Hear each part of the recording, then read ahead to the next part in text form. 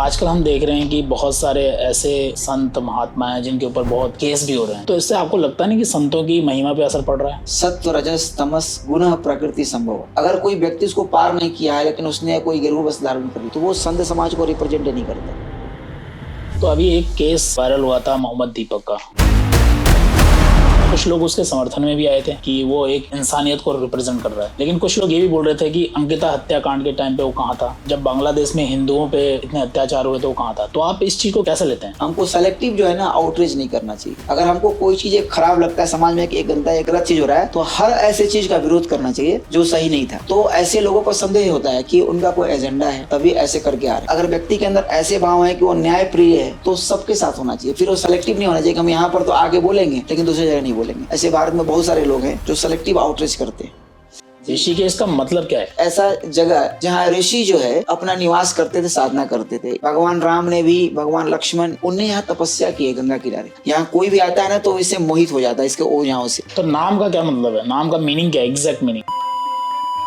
ऋषिकेश में ऐसा क्या है कि साधना करने के लिए लोग यहीं आते हैं, किसी दूसरी जगह नहीं जाते हैं? ऐसी क्या एनर्जी है यहाँ पे? ऋषिकेश सबको आकर्षित करता है क्योंकि यहाँ गंगा जी हैं। ऋषिकेश में कई सारे लोग भगवा कपड़े पहन के घूम रहे हैं, तो हम कैसे जानेंगे कि ये सिद्ध संत कौन है और ढोंगी कौन है? जब आप किसी संत के पास बैठेंगे तो स्वतः आपके प्रश्नों का उत्तर मिलने लगे। जब आपको शांति महसूस हो बैठने के बाद, उसको देखने मात्र से आपके अंदर प्रसन्नता उत्पन्न हो, तो समझ लीजिए कि वो संत है। आप महामंडलेश्वर हैं। अगर मुझे संत बनना है, महामंडलेश्वर तक की पदवी चाहता हूँ मैं, तो मुझे ऐसे कौन कौन से साधना करनी पड़ेगी, पढ़ाई करनी पड़ेगी जो मैं आपके जैसे बन जाऊँ? संन्यास लेना पड़ेगा। नमस्कार दोस्तों, आप देखना चालू कर चुके हैं द वैदिक शो पॉडकास्ट और मैं आपका अपना होस्ट शशांक स्वागत करता हूं आपका द वैदिक शो पॉडकास्ट के इस नए एपिसोड में। आप एक ऐसे चैनल पर आ चुके हैं जहां हम आपकी मेंटल, सोशल और स्पिरिचुअल ग्रोथ की केयर करते हैं। अगर आपने अभी तक द वैदिक शो को सब्सक्राइब नहीं किया और आप नए हैं इस चैनल पर तो सब्सक्राइब जरूर कर लीजिए। ये हमको एक मोटिवेशन देता है जिससे कि हम अच्छे से अच्छे एक्सपर्ट को अपने प्लेटफॉर्म पर बुला पाएं। आज के जो हमारे गेस्ट हैं उनके साथ हमने पहले भी स्वर योगा पर एक एपिसोड रिकॉर्ड किया हुआ है, उसको आप यहाँ आई बटन पर क्लिक करके देख सकते हैं। आज के इस एपिसोड में हम उनके साथ चर्चा करेंगे ऋषिकेश के ऊपर, ऋषिकेश की स्पिरिचुअल जर्नी के ऊपर और ऋषिकेश में साधना के ऊपर। आज के हमारे गेस्ट हैं स्वामी श्री महामंडलेश्वर चरणाश्रित गिरी जी महाराज। तो चलिए शुरू करते हैं इस एपिसोड को और मिलवाते हैं आपको आज के हमारे गेस्ट से। नमस्कार स्वामी जी, स्वागत है फिर से आपका द वैदिक शो के इस एपिसोड में। ओम नमो नारायण। मैं दर्शकों को बताना चाहूंगा कि स्वामी जी के साथ हमने स्वर योग पे एक पहले भी एपिसोड रिकॉर्ड किया है। अगर आप देखना चाहेंगे तो हमारे द वैदिक शो के चैनल में जाके उसको एंजॉय कर सकते हैं। स्वामी जी, फिर से आपसे मिलकर इस द वैदिक शो में काफी अच्छा लग रहा है। दर्शकों को थोड़ा सा आप फिर से अपने बारे में थोड़ा बताना चाहेंगे कि आपका नाम क्या है, आप कहाँ से आते हैं, आपका क्या बैकग्राउंड है? मैं स्वामी चरणाश्रित गिरी हूँ, श्री पंचदश नाम जूना अखाड़े का महामंडलेश्वर हूँ। और जब हम संन्यास ले लेते हैं तो फिर जो है ना हम सबका हो जाते हैं, सब जगह का हो जाते हैं। तो शरीर कहीं से कहीं प्रकट होता है। और हमने अपने गुरु से स्वर योग के बारे में उनके कृपा से हमें दीक्षा मिली गुरुदेव से, और फिर उनके ही अनुग्रह से हमने साधनाएं की और साधनाओं से जो ज्ञान प्राप्त किया हमने वही हम अब शेयर करते हैं। हर प्लेटफॉर्म पर कोर्सेज चलाते हैं, साधनाएं सिखाते हैं। तो स्वामी, जैसे आप शायद बिहार स्कूल ऑफ योगा में भी पढ़े हैं, आपका बैकग्राउंड वहां से भी रहा है। हाँ। तो आपकी ऋषिकेश जर्नी कैसे स्टार्ट हुई? मैं रेगुलर हर साल ऋषिकेश और हिमालय में 1 महीने का भ्रमण करता था। साल में 1 महीना आते थे तो बद्री, केदार, उधर हम कहीं कहीं 10-5 दिन 4 दिन, ऋषिकेश में कम से कम 20 दिन रहते थे, 4-5 दिन हरिद्वार। तो जब बहुत ही कम, मतलब 2008 से रेगुलर थे हम, तो आते आते ना हमें मन में आ गया कि उसके पहले भी आते थे लेकिन 2008 से तो हर साल आते थे। तो 2013 में भी हम आए थे यहाँ पर। तो यहाँ पर उसमें आए तो हमने सोचा कि यहाँ पर एक जगह लेके, तो त्रियोगी नारायण जो है ना, त्रियोगी नारायण, हाँ, वहाँ गया था। तो वहाँ पर हमें जगह बड़ा अच्छा लगा, पर्वत। तो वहाँ किसी पंडित से बात हुई, बोले कि हमें जगह चाहिए। बोला हाँ मिल जाएगा। बात भी कर ली और कोई एडवांस भी दे दिया। फिर हम चले गए। अच्छा, हम जो है ना उस समय वहां पर थे 28 मई को, 28 या 29 मई को थे हम केदारनाथ में। हम जब यहाँ से वापस चले गए और था कि ले लूं, तब तक में प्रलय आ गया। मालूम है 2013 में प्रलय आया था। जी। मतलब उस केदारनाथ में हम 8-10 दिन पहले थे। करके होके गए थे। तो उसके बाद मैं 2 साल तो ऐसे ही रहा, कोई आया भी नहीं यहाँ पर, हमारा भी मन से हो गया। हम सोचे कि भगवान कह रहे हैं कि उतने ऊपर में आने की जरूरत नहीं है। तो फिर मैं 16 में आया, फिर दोबारा 13 के बाद। तो 16 में आने के बाद फिर मैं जगह ढूंढना शुरू किया ऋषिकेश में। उसमें तपोवन में कुछ सस्ते जमीन मिल रहे थे, जैसे अभी तो नहीं मिलेगा, जैसे ये एक मंदिर है ना सामने जो ऊपर जाती है, वो उधर पहाड़ों की तरफ, तो वहां पर 15,000 रुपये गज मिल रहा था जगह। तो वैसे बात करते करते करते करते हुआ नहीं, फिर हम चले गए बेंगलोर, एक घर वहां पर देखा, वो भी लगभग तय हो गया था, लेकिन वो कुछ अधिकारियों का था सीनियर, तो फिर उनमें बना नहीं। लास्ट में हम आए, फिर गंगा जी के पास गए कि माता आप कोई कृपा कीजिए, हम बार बार ढूंढ रहे हैं, मिल क्यों नहीं रहा, हमारे अनुकूल जगह तो मिल रहा माता था। गंगा जी ने आपकी बस तुरंत जैसे ही वहां से निकला, एक जो पहले ब्रोकर मिलते हैं ना जो वो बोला स्वामी जी क्या हुआ आपका जगह, बोले नहीं अभी तो नहीं हुआ है। फिर वो बैठाया, बोला कि मेरे पास एक जगह है, फिर उसने दिखाई थी जो अभी आश्रम पीछे में इधर है। फिर हम उस जगह को ले लिए और 2017 में हम यहाँ पर आ गए। तो 2017 से हम ऋषिकेश में आ गए, और आने का वो तो लगता था कि ये मेरा घर है। हिमालय में हम चलते हैं तो एकदम यहाँ के लोकल से भी तेज चलते हैं, तो मुझे लगता है कि मैं पहले भी यहाँ रहा हूँ, ये मेरा ही क्षेत्र है।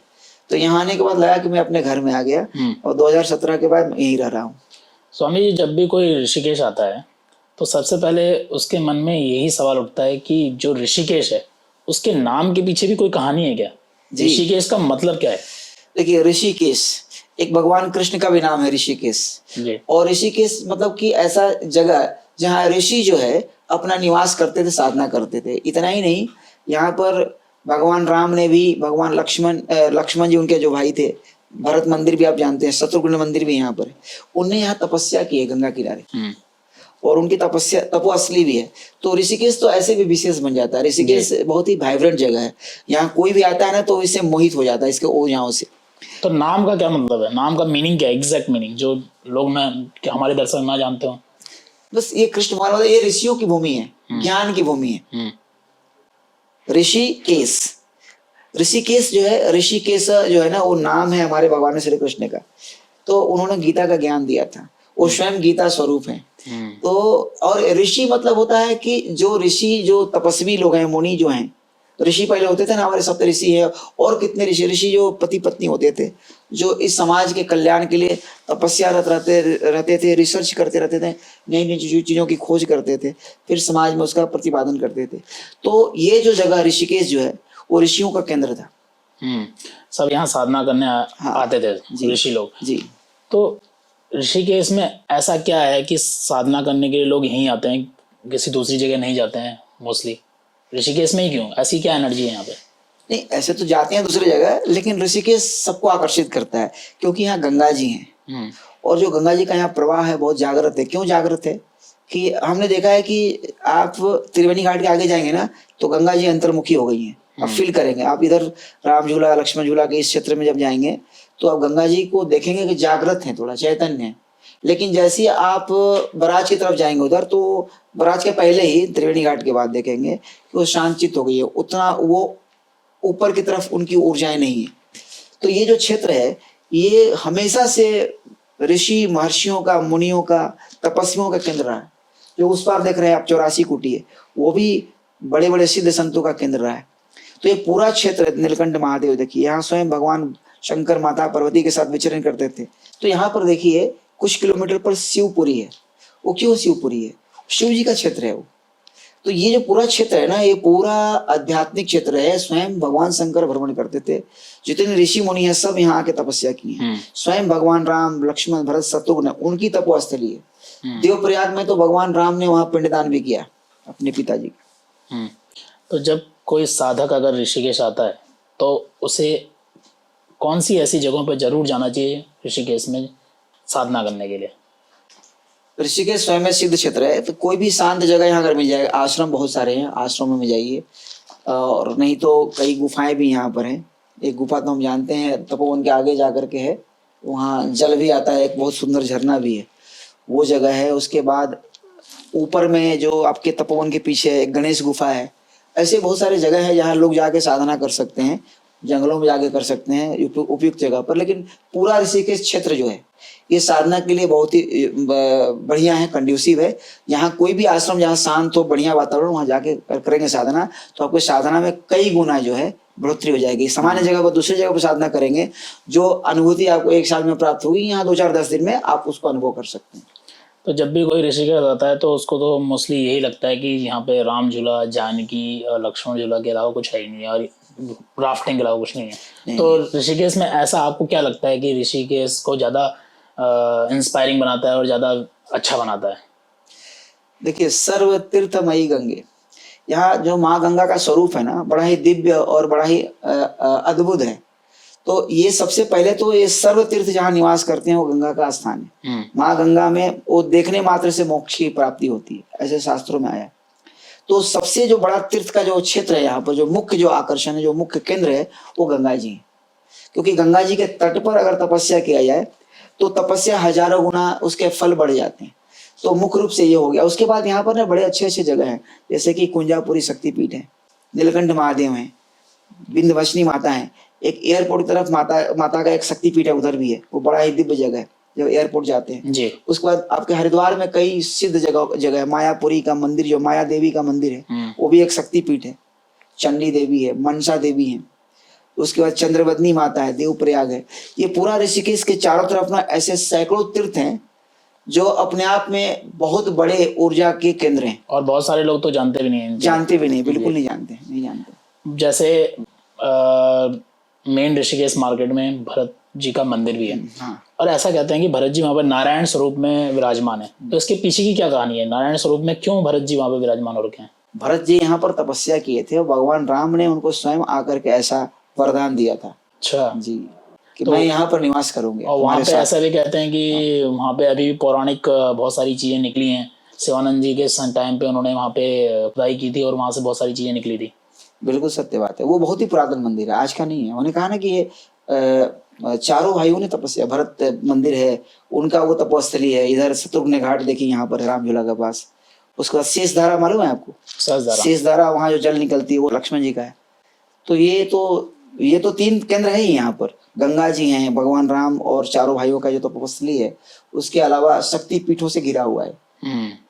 यहाँ पर 3 शक्तिपीठ है, कुंजापुरी, चंद्रवदनी और सुरकंडा। उसके अलावा अन्यत्र भी शक्तिपीठ है, जैसे कि हरिद्वार में कौन है, माया देवी का मंदिर है, वो बहुत बड़ा सिद्ध पीठ है। उसके बाद विंध्यवासिनी है, आपके हरिद्वार के रास्ते में जाएंगे तो।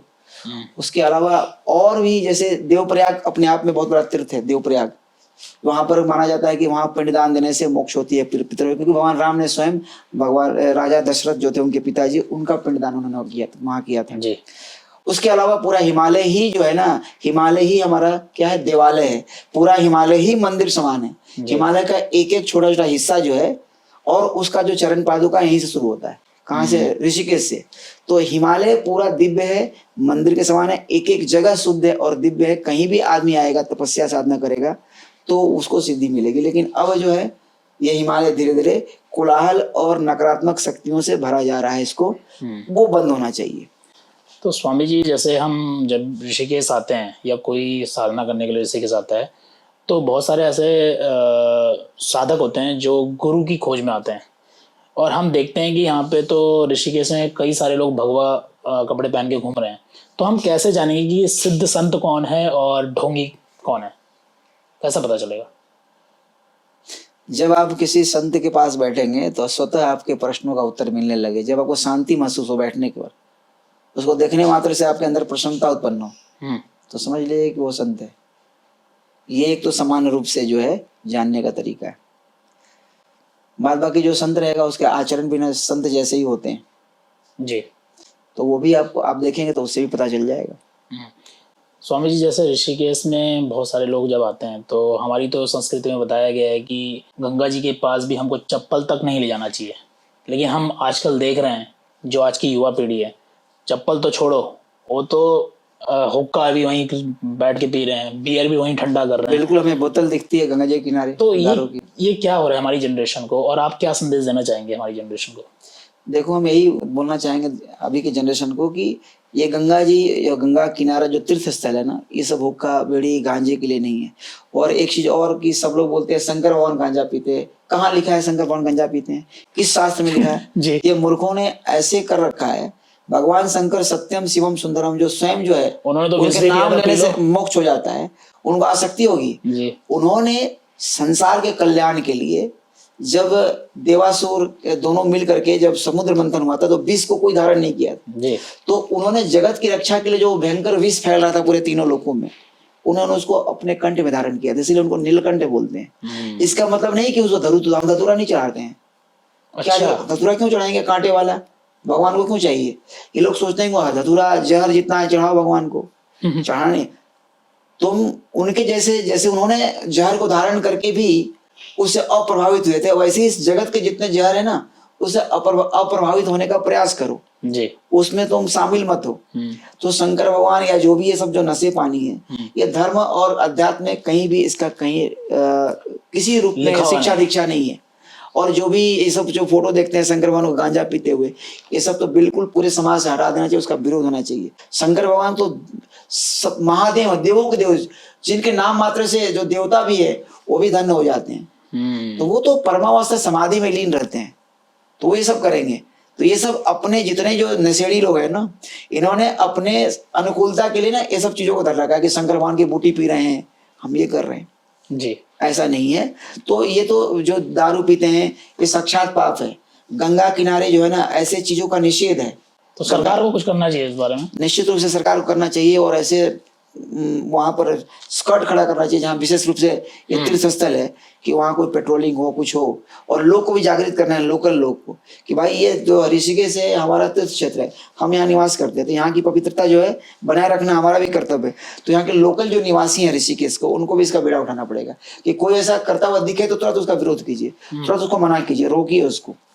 तो जैसे तपोवन है, तपोवन का तो मतलब होता है कि तप का प्लेस जहाँ पे ऋषि मुनि तप करा करते थे।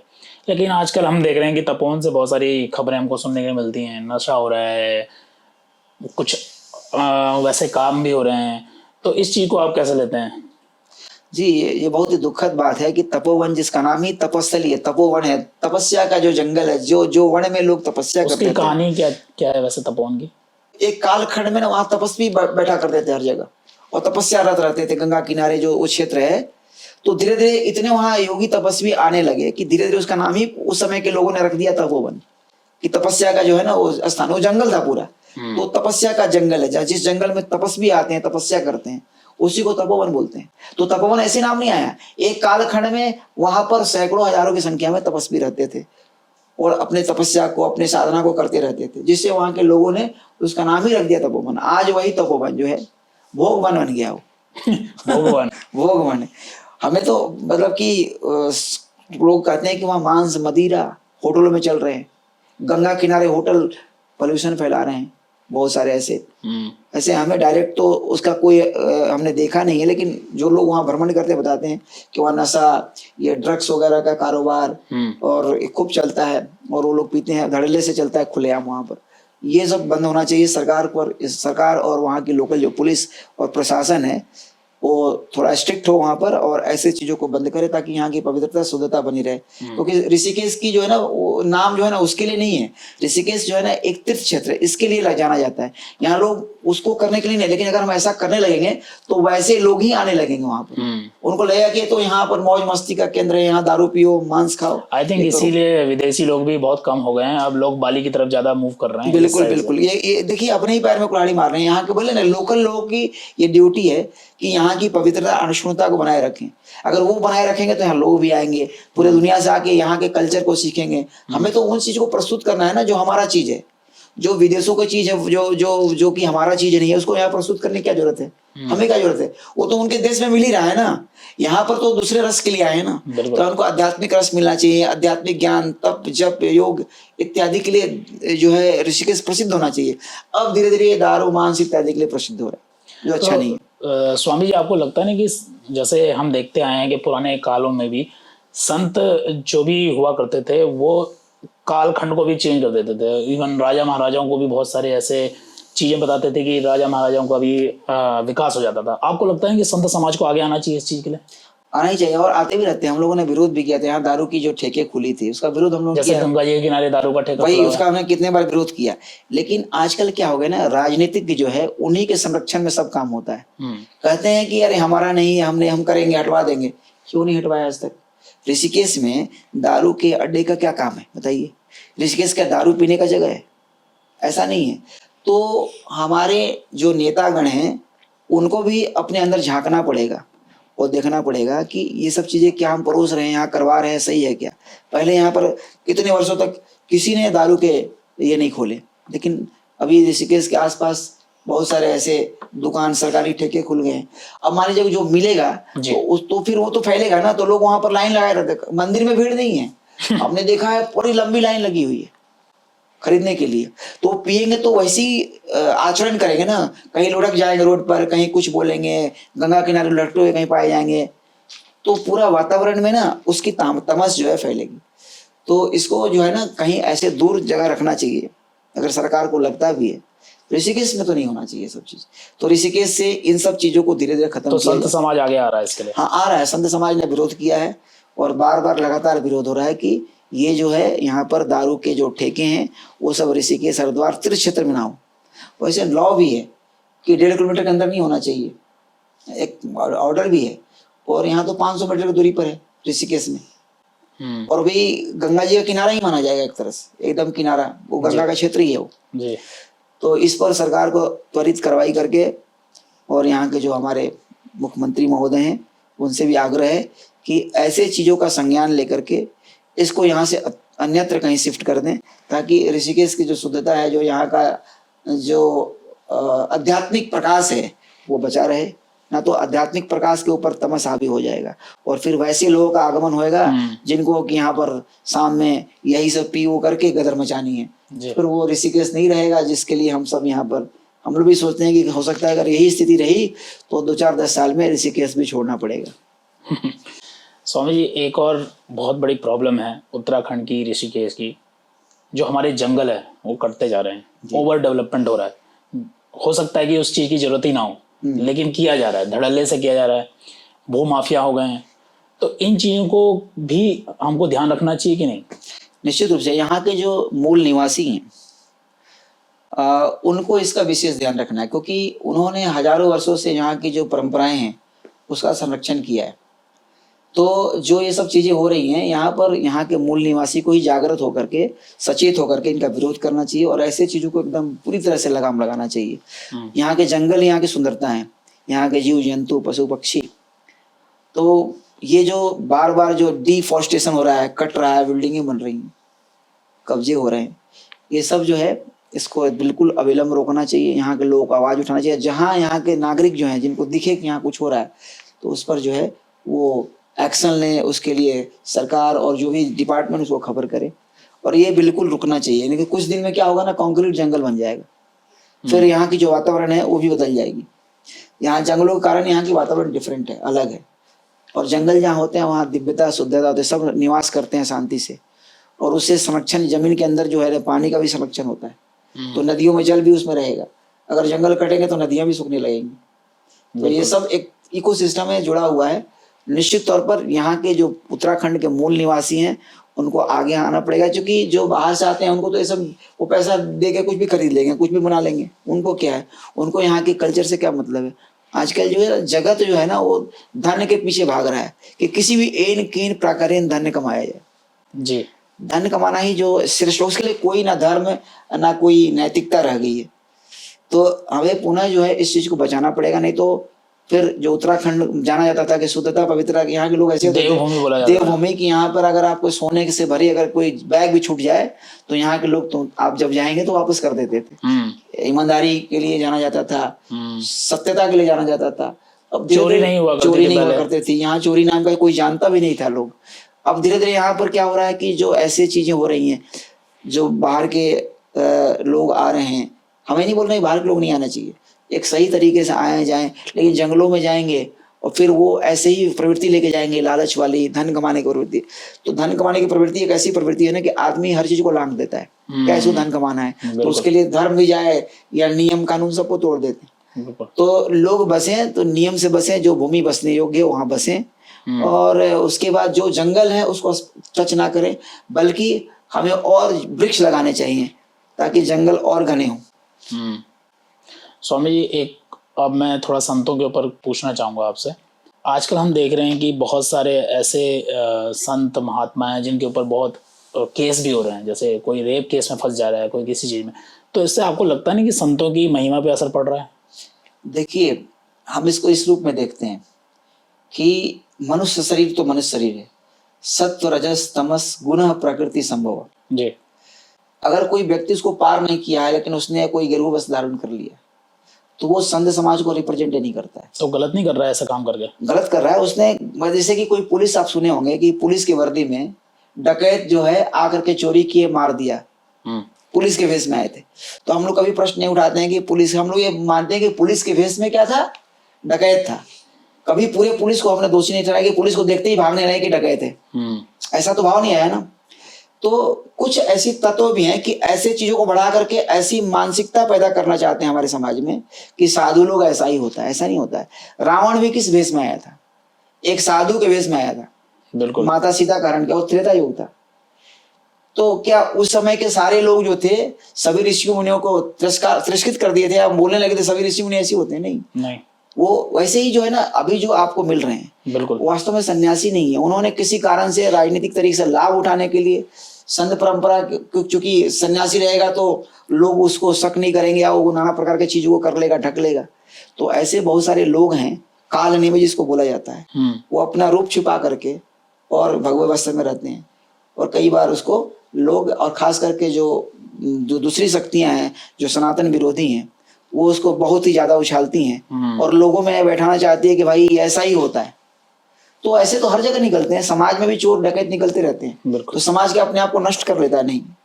ये आदि काल से, रावण से ले लीजिए और पहले देख लीजिए, तो उस काल से आ रहा है कि साधु संतों के वेश में भी कई राक्षसी प्रवृत्तियां, शक्तियां जो है, उन्होंने ऐसे आक्रमण, ऐसे गंदे कार्य किए हैं। सीता माता का हरण से लेकर और भी आप मिलेंगे। तो आज भी कलयुग है, तो आज भी हो रहा है। तो इसका मतलब नहीं है कि साधु संत, साधु समाज उसके लिए जिम्मेवार है। जी। कई बार तो दीक्षित भी नहीं रहते हैं, अपने से गेरुआ वस्त्र धारण कर लेते हैं, स्वघोषित नहीं हो जाते कि हम बस स्वामी लगा लिए। तो स्वामी जी, जैसे आप महामंडलेश्वर हैं, तो जब संत बनने, जैसे सपोज अगर मुझे संत बनना है और महामंडलेश्वर तक की पदवी चाहता हूं मैं, तो मुझे ऐसे कौन कौन से साधना करनी पड़ेगी या पढ़ाई करनी पड़ेगी जो मैं आपके जैसे बन जाऊं? देखिए, ये तो सन्यास है, सन्यास लेना पड़ेगा। तो सन्यास मतलब कि आपको जीवन में आप इस संसार के सभी वस्तुओं से ऊपर उठ जाते हैं। आपकी जो मन की कामनाएं सब शांत हो जाती हैं। काम, क्रोध, लोभ, मोह, मात्सर्य, घृणा इत्यादि से जब हमारी स्थिति परे हो जाए तो हमें सन्यास ले लेना चाहिए।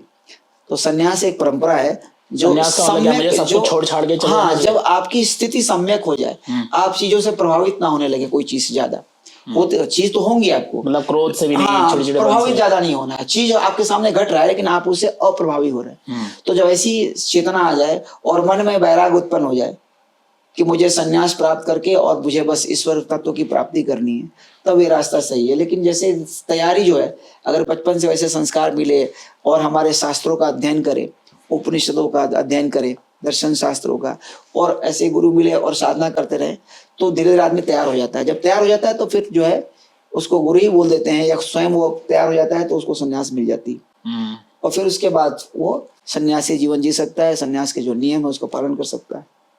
स्वामी जी, जैसा अभी आपने थोड़ी देर पहले बताया था कि ऐसी बहुत सारी शक्तियां जो सनातन धर्म को, उसका नाम खराब कर रही हैं या फिर उसको खत्म करने की कोशिश कर रही हैं। तो अभी एक केस वायरल हुआ था मोहम्मद दीपक का। कुछ लोग उसके समर्थन में भी आए थे कि वो एक इंसानियत को रिप्रेजेंट कर रहा है, लेकिन कुछ लोग ये भी बोल रहे थे कि अंकिता हत्याकांड के टाइम पे वो कहाँ था, और जब बांग्लादेश में हिंदुओं पे इतने अत्याचार हुए तो वो कहाँ था। तो आप इस चीज को कैसे लेते हैं? हाँ, कभी भी अगर हमारा कोई दृष्टिकोण है समाज के प्रति, तो हम उस पर कंसिस्टेंट होने चाहिए। हमको सेलेक्टिव जो है ना, आउटरीच नहीं करना चाहिए।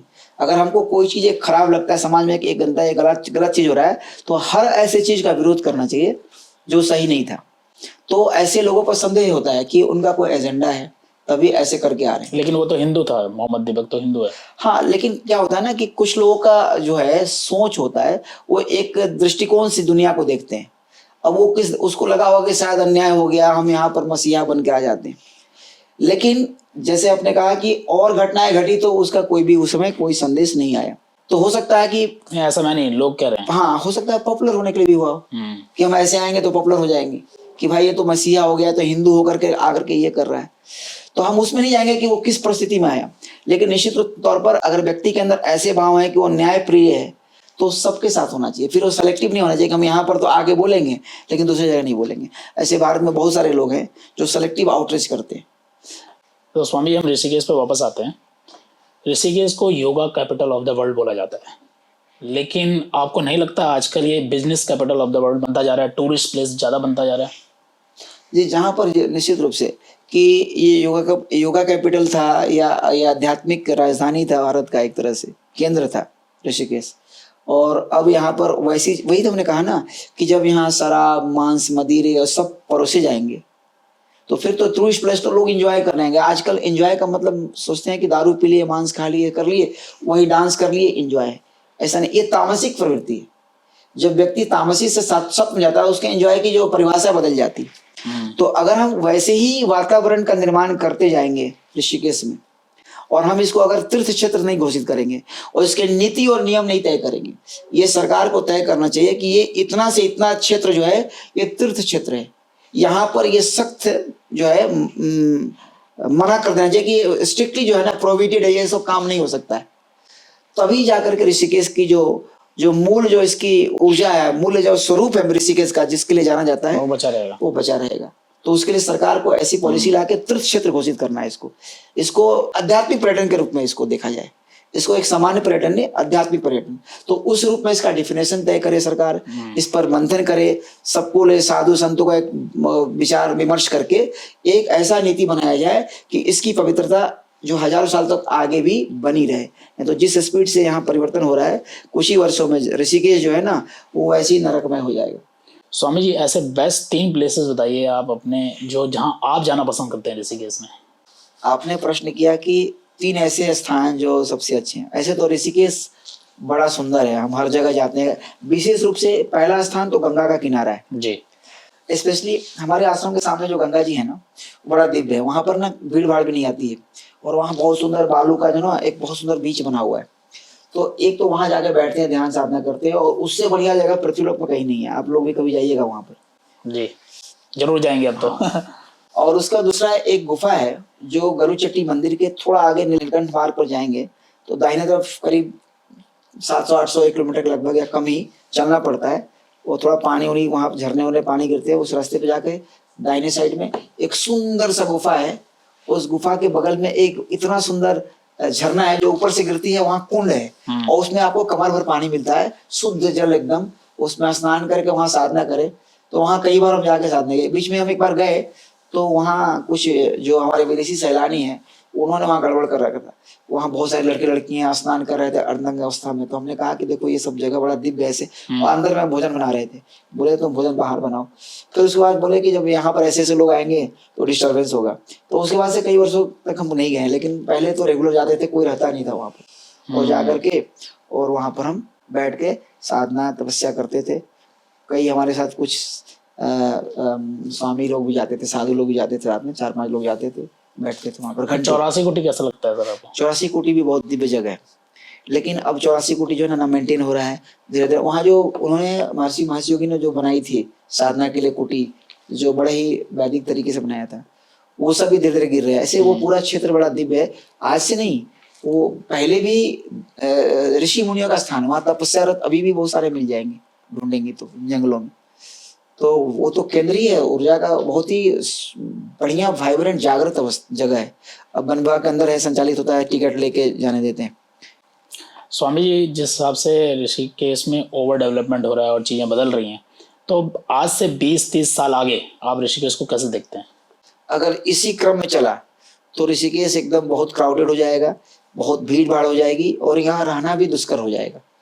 और यहाँ की जो वातावरण है ना उसमें तमस की मात्रा बहुत बढ़ जाएगी। जो तरीके से लाइफ स्टाइल बढ़ रहा है ना, जिस तरीके से यहाँ पर ये सब हो तो रहे हैं, साधना युक्त भी नहीं रह पाएगा नहीं रहा। अगर इस जो स्पीड और पेस में चल रहा है ना, नहीं होगा। और धीरे धीरे लोग छोड़, जो जो साधक लोग है छोड़ के कहीं अन्यत्र चले जाएंगे। एटलीस्ट हम लोग का जगह थोड़ा बचा हुआ है, उधर कम ये है। लेकिन इधर तो आप वीकेंड में आप मार्केट नहीं जा सकते, कहीं जाने इतनी भीड़ होती है, जाम होती है। तो सरकार को इसके बारे में सोचना चाहिए। आने वाले 20-25 साल में क्या होगा, लोग बढ़ रहे हैं क्योंकि ऋषिकेश एक ऐसा जगह है, सब आना चाहते हैं, पॉपुलेशन, तो धीरे धीरे लोग बढ़ेंगे। तो उसके हिसाब से पार्किंग की व्यवस्था हो सरकार के लिए, ऐसे उसके हिसाब से रहने की व्यवस्था हो, उसके हिसाब से नियम कानून हो। यहाँ दारू वगैरह ना बिके, ना मिले किसी को, इस क्षेत्र में वर्जित हो कि आप यहाँ इस क्षेत्र में, इतने क्षेत्र में ना पी सकते हैं ना खा सकते हैं, ऐसे चीजों को। तो अगर वो ऐसे करते हैं और प्लान करते हैं, मतलब अगले 10-15 साल का कि हमें इतनी पार्किंग लगेगी, तो उसके लिए अभी से जगह का आवंटन, वैसे चीजों को बनाना, वो कैसे बना सकते हैं प्राइवेट पब्लिक पार्टनरशिप से। तो अभी अमूलचूल परिवर्तन चाहिए। अभी इतने भीड़ हो रही है, रोड वगैरह बहुत सकरे हैं, तो वीकेंड में 3 दिन तक तो यहाँ के लोगों के लिए बड़ा ही कष्ट है। आप लोग भी उसको अनुभव करते होंगे कि जब वीकेंड होता है तो हमें मार्केट जाने में कितना संघर्ष करना पड़ता है।